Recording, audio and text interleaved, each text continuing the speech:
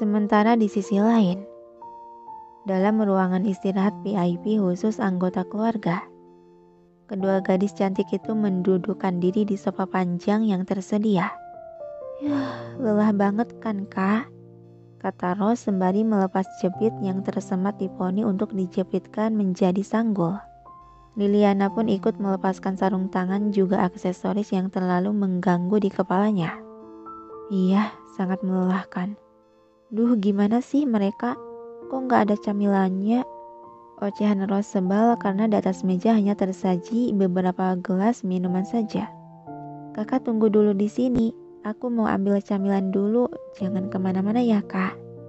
Dan setelah mengatakan hal tersebut, gadis remaja itu pun melesat pergi setelah mendapati anggukan kepala dari Liliana. Pintu ruangan tertutup rapat yang menyisakan ruangan sepi dan tenang. Liliana merabahkan punggung ke senderan sofa seraya pandangannya menatap lurus pada pelafon berwarna putih tulang. Dia mencubit keras pada pipinya sehingga terasa berdenyut panas. Ternyata ini nyata. Aku sudah menikah. Dia menangkup wajahnya dengan kedua tangan seiring perasaan cemas dan gelisah mulai mendera dalam hatinya. Bagaimana ya? Apa yang akan terjadi padaku dan keluargaku jika dia mengetahui bahwa aku sudah tidak? Aku harus bagaimana?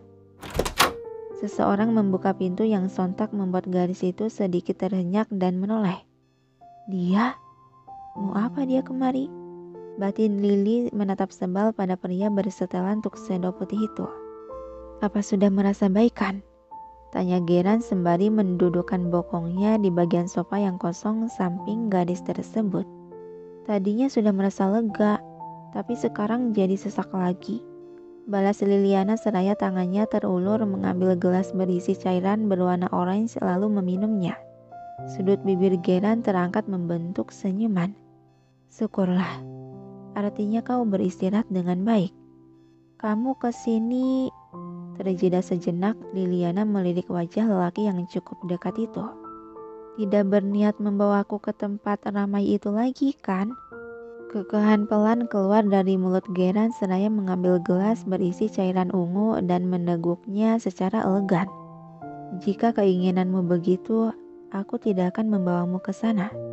Tapi tentunya aku akan membawamu ke tempat di mana kau bisa terbaring sekaligus berkeringat bersamaku." Mendengar hal itu seketika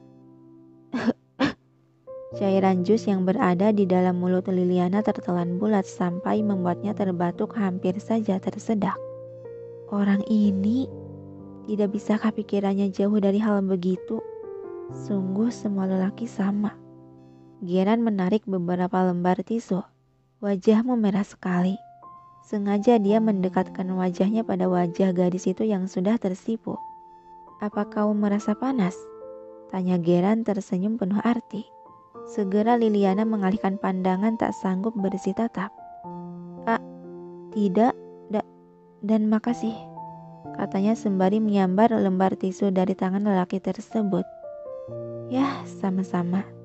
Lagi-lagi senyuman tipis kesenangan terulas di bibir Geran seraya menarik diri dan meneguk kembali cairan dalam gelas. Liliana pun ikut meneguk jus dalam gelas untuk membasahi tenggorokannya yang terasa kering. Sampai beberapa menit keheningan membentang di antara keduanya yang tampak saling diam hanya menikmati minuman. Mendengar dia selalu membahas hal vulgar membuatku semakin gelisah. Apa dia akan sangat kecewa bila mengetahui kalau aku gadis kotor yang sudah tak suci lagi? Batin Liliana melirik was-was pada lelaki di sampingnya yang terlihat tenang menikmati minuman. Jika ditatap terus seperti itu, wajahku bisa bolong. Geran meletakkan gelas kosong ke atas meja dan beralih mengambil gelas lain yang masih terisi penuh. Itu... Terjeda sejenak, Liliana menundukkan kepala. Jelas sekali dia merasa gugup, gelisah dan bingung harus memulai pembicaraan dari mana.